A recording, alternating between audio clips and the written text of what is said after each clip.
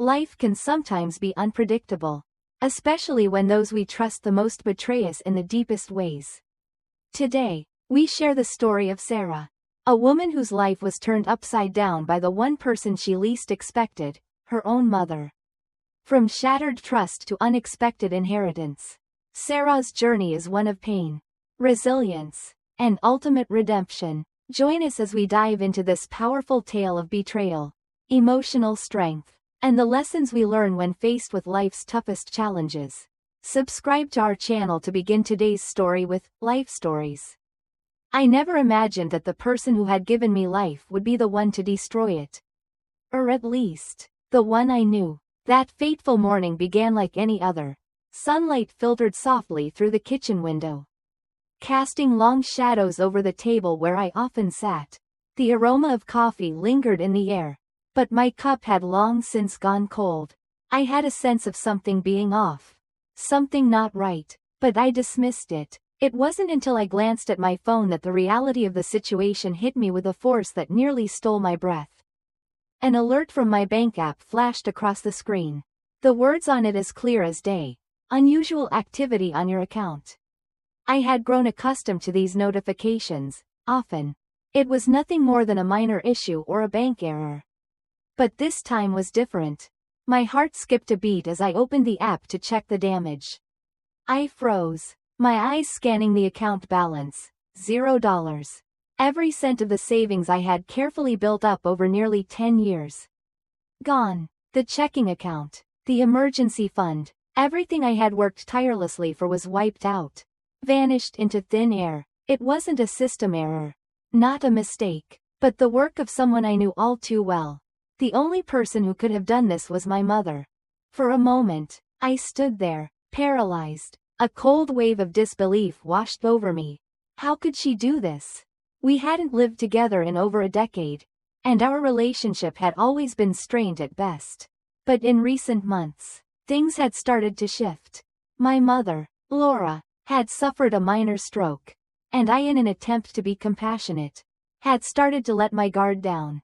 I even gave her a key to my apartment, a decision I would soon regret. I let her into my life, hoping that maybe, just maybe, she could change. That I could start seeing her as more than the woman who had walked out on me when I was a child. I called her, my fingers trembling as I dialed. 3 times. 4. Each call went unanswered. Panic set in, but I still couldn't believe it. I needed answers. I drove to her apartment, hoping that there had been some mistake, hoping to find a simple explanation. The drive was a blur. My mind raced with 1,000 thoughts, each one darker than the last. When I arrived at her building, my heart sank. The door was locked from the outside, and the mailbox was empty. Then I saw it, an envelope, carefully placed on the kitchen table. My heart twisted in my chest as I recognized the handwriting. It was unmistakable, the slanted, neat script she always used for Christmas cards and birthdays. A script that had once felt comforting, now sent a chill down my spine. With shaking hands, I opened the envelope and pulled out a letter. It was short, to the point, and yet it hit me harder than any blow could have. My dearest Sarah, by the time you read this, I'm probably halfway across the world. I'm sorry. I needed a new beginning. A second chance to live the way I've always wanted. I hope one day you'll understand. Love, Laura. Her words echoed in my mind, but they meant nothing to me now. She had stolen from me, drained the very foundation I had spent years building, and then walked away without a second thought. All of it, gone. My savings, my future. I screamed, a raw, guttural sound that filled the empty apartment. The walls mocked me, the silence so deafening it seemed to echo in the depths of my soul. If it had been anyone else, a stranger, perhaps I could have found it in me to forgive. But this was my mother, the woman who had promised to love me, who had raised me with the coldness of a stranger, never once giving me the warmth I so desperately needed. And now, she had taken everything from me, leaving behind nothing but a letter filled with empty words and hollow apologies. I collapsed into a chair, my hands shaking violently. I wanted to scream, to punch something, anything, but it was useless. She was gone, and I left in the wreckage of her betrayal. Had nothing left to hold onto. But that wasn't the end of it. No, the worst was yet to come. 2 days passed before the phone rang again. This time from an unknown number. Normally, I would have let it go to voicemail. But at that moment, I was too drained to care. My heart had been torn apart. My trust shattered, and I felt as though I was simply floating through the motions of life. I picked up the phone. My voice hoarse from the scream I had released earlier. "Hello?" I croaked, unsure of who would be on the other end. "Is this Sarah Parker?" a man's voice asked. It was slow, formal, and carried a sense of professionalism that made me tense up immediately. "Yes, this is Sarah," I replied, trying to steady my breathing. "My name is Richard Keller. I am the private attorney for Mrs. Margaret Parker. Your grandmother. I regret to inform you that she passed away last week in Phoenix. We've been trying to reach you several times without success." I froze. The words echoed in my mind as I struggled to process them. My grandmother, Margaret, the woman who had been the only light in my childhood, was gone. The one person who had always believed in me when no one else did. The only one who had ever dared to stand up to my mother. Was now gone. My grandmother passed away? I whispered, as if saying it out loud would somehow make it more real. Make it hurt less. But the pain didn't fade, if anything. It deepened. "I'm very sorry for your loss, Miss Parker," Richard continued, his voice softening, but I could barely hear him. Everything around me seemed to blur as my mind tried to catch up with what had just been said. My grandmother, Margaret, was the one who had helped me pay for my first year of college when my mother had told me to forget about school and get a job. She had always been there for me when my mother wasn't. And now she was gone. "We have some matters to discuss regarding her estate," Richard said, pulling me back to the present. "There is a will meeting scheduled at our office in Scottsdale. We would appreciate it if you could attend." My legs felt weak as I made my way to the law office in downtown Scottsdale, Arizona. 2 days later, the room was quiet, elegant but understated. On the desk, a stack of neatly arranged documents waited. Richard Keller, tall and serious, greeted me with both hands extended. A gesture I rarely saw from people in his profession. He was kind, but there was an air of formality that made everything feel so detached. "Miss Parker, my deepest condolences. Your grandmother wasn't just a client, she was a friend." I nodded, my throat tight. I couldn't speak. Not yet. Not with all that was still swirling in my mind. Richard pulled a cream-colored folder from the drawer and slid it across the desk toward me. He looked at me gravely before continuing. "Mrs. Margaret Parker's will was written 3 years ago and updated just 3 months before her passing." I stared at the folder in front of me, my hands trembling as I reached for it. "What does it say?" I asked, my voice barely above a whisper. Richard glanced down at the paper in front of him, his face hardening slightly. "Mrs. Parker left her entire estate to you, Sarah." I blinked, unable to process the weight of his words. "All of it?" I asked, my voice barely audible. "Yes, all of it," he confirmed. "The estate includes the Maddox Inn and chain of hotels in Arizona and New Mexico, valued at around $1.5 million, as well as real estate properties in Sedona and Flagstaff.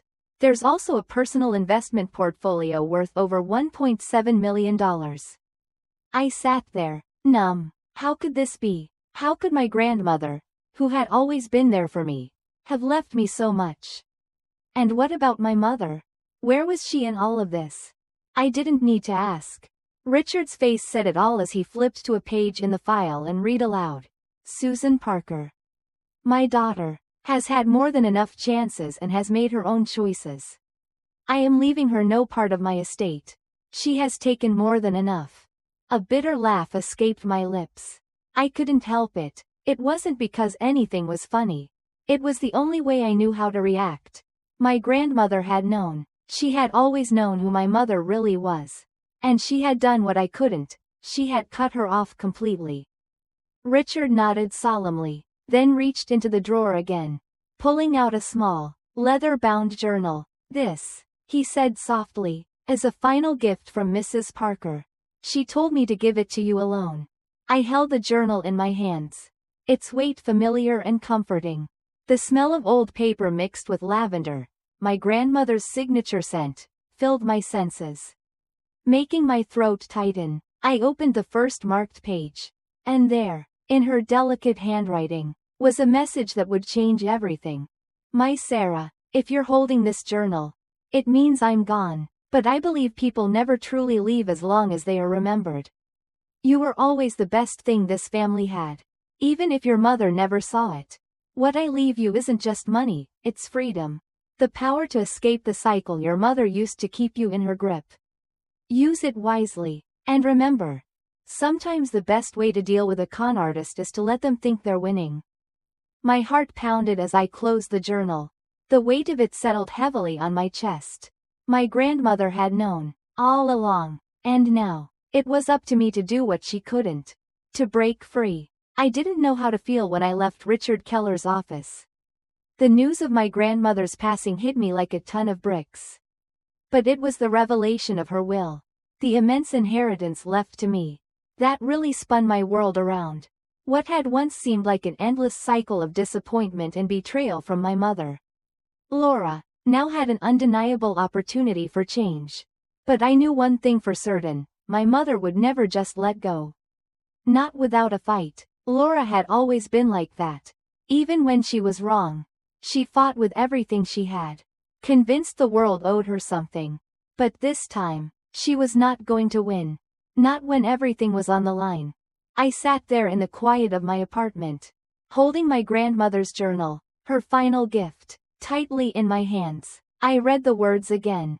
The ones that had etched themselves into my soul.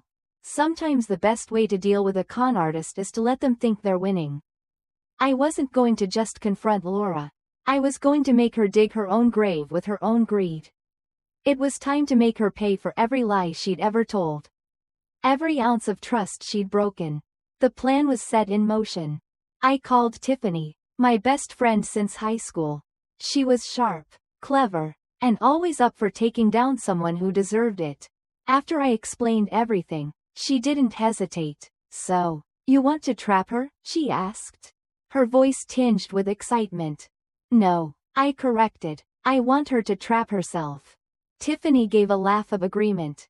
I like this version of you, Sarah, much better than the college days. Next, I reached out to Devin, an old friend of mine who used to be a cybersecurity analyst. Devin was now a freelance expert, helping with special cases like mine. I needed someone who could help me monitor my mother's every move. Someone who could give me the upper hand. I need full surveillance set up in my grandmother's Sedona estate. I said over the phone. Cameras, audio, network monitoring, everything. Make sure she thinks she's in control.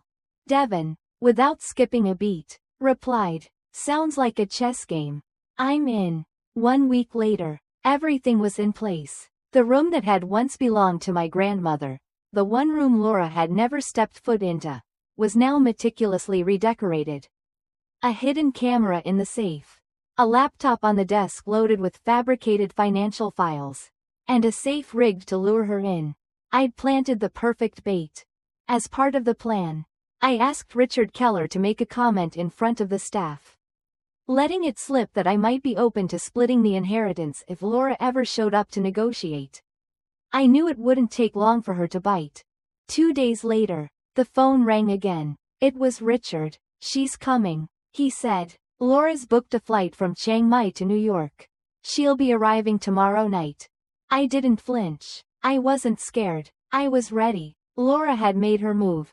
And now it was my turn to make hers. She thought she could come back and manipulate me. But I would let her think that. I'd let her believe she was still in control while I waited for the trap to snap shut. The next afternoon, Tiffany and I stood at the gate of the estate, watching as Laura's rented SUV pulled up. She stepped out, wearing a wine-colored silk dress, sunglasses perched on her nose, and that fake smile plastered on her face. She was the picture of someone who thought they had it all figured out. Evelyn, sweetheart, she called out, spreading her arms wide for a hug. I didn't hesitate. I tilted away from her, not giving her the satisfaction. "If you want to talk, come inside," I said, my voice cold, devoid of any emotion. Laura blinked, her smile faltering before she quickly recovered. I led her inside, keeping my expression neutral as I walked her to the room that had been prepared for her. The moment she saw the safe, the laptop, the designer dress hanging in the closet, her eyes lit up. I didn't need to say anything. She was already hooked. She started poking around the safe, trying to open it. Then, she moved to the laptop, flipping through the fake financial documents I had created. It didn't take long before I saw her reaching for her phone, snapping pictures of everything. I stood at the door, watching the live feed from the hidden camera. Tiffany stood next to me, arms crossed, watching too. "Is this it? Is this the final round?" she asked. "This time," I said, my voice steady. "I'll let her sink herself." It wasn't long before Laura's true nature began to show. She wasn't just reading the documents, she was downloading them, saving them to her email, preparing to use them in a scheme of her own. She truly believed she was smarter than everyone, that she could outwit even the lawyers, even me. And she would be wrong. As the days passed, the trap I had set for my mother unfolded like clockwork. She thought she had the upper hand, that she could still outsmart everyone. But I was watching, waiting for the perfect moment to expose her for the person she truly was. The day came when I knew it was time to confront her. At a fancy restaurant in downtown Scottsdale, I watched her from across the room, dressed in a wine-colored dress, acting as though she was the successful businesswoman she always pretended to be. Little did she know, the very scheme she was planning to pull off was about to crumble. As I walked towards her, the room fell silent. I connected my phone to the large screen behind the bar, and the footage from the surveillance cameras in her room lit up the screen. There she was, sneaking around my grandmother's safe, taking photos, sending emails, and thinking she was clever. The investors she had tried to fool were now watching her unravel. When I called her out, she froze, her face draining of color. She thought she was in control, but she had just walked into the very trap she had set for herself. "You taught me how to survive," I said to her, coldly. "Now I'm returning the lesson." Her face twisted in disbelief as I presented the notarized copy of the will, showing that she had been completely excluded from the inheritance. She had no power, no leverage, and no way to escape the mess she had made. As I walked away, I didn't feel triumph or satisfaction. I felt peace. I had closed that chapter of my life. Not with vengeance, but with closure. Sometimes, letting go is the only way to move forward. Thank you for following Sarah's story. If you enjoyed this journey of betrayal, redemption, and self-healing, be sure to subscribe to our channel for more powerful life stories and lessons.